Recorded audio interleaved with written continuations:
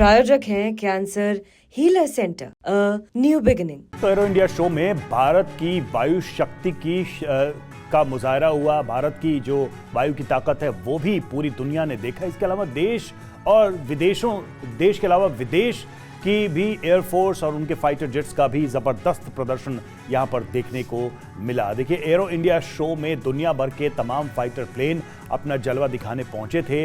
आपको बता दें कि अमेरिका के F-35 और रूस के Su-57 जैसे दुनिया के सबसे ताकतवर फाइटर जेट्स भी इस एरो शो का हिस्सा बने हैं। और भारत की नजर भी 5वीं पीढ़ी के इन्हीं दोनों फाइटर जेट्स पर है। 2 दिन बाद प्रधानमंत्री मोदी जब अमेरिका दौरे पर होंगे तब भी अमेरिका भारत को F-35 बेचने की पेशकश कर सकता है। वहीं Su-57 में भी भारत की गहरी दिलचस्पी है।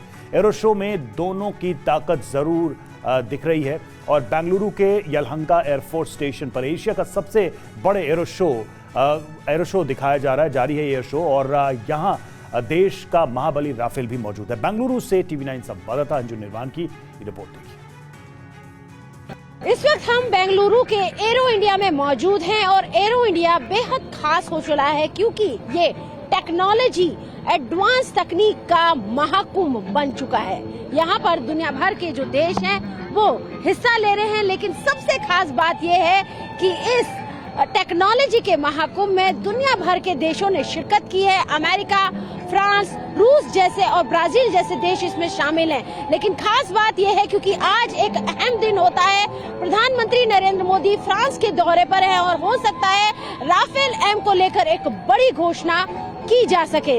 राफेल एम की बात कर रहे हैं और बात राफेल की चल रही है तो आपको दिखाना चाहेंगे कि हमारी भारतीय वायुसेना भी राफेल का इस्तेमाल करती है। और ठीक हमारे पीछे आप ये जो विमान देख रहे हैं ये राफेल विमान है, यानी कि राफेल एयरक्राफ्ट जो कि एक बेजोड़ और दमदार एयरक्राफ्ट है। हमारी भारतीय वायुसेना इसका इस्तेमाल करती है और राफेल जो है हमारी वायुसेना की शक्ति में इजाफा करता है। और यहाँ पर हम आपको दिखा रहे हैं राफेल हवा से जमीन पर हमले के साथ परमाणु हमला करने में सक्षम होने के साथ साथ बेहद कम ऊंचाई पर उड़ान के साथ हवा में मिसाइल दाग सकता है। इतना ही नहीं, इस विमान में ऑक्सीजन जनरेशन सिस्टम लगा है और लिक्विड ऑक्सीजन भरने की जरूरत नहीं पड़ती। ये विमान इलेक्ट्रॉनिक स्कैनिंग रडार से 3D मैपिंग कर रियल टाइम में दुश्मन की पोजीशन खोज लेता है।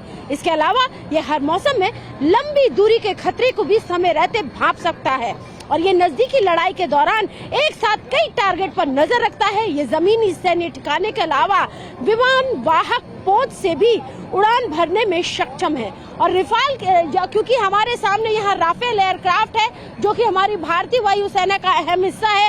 ये 36,000 फीट से लेकर 50,000 फीट तक उड़ान भरने में सक्षम है।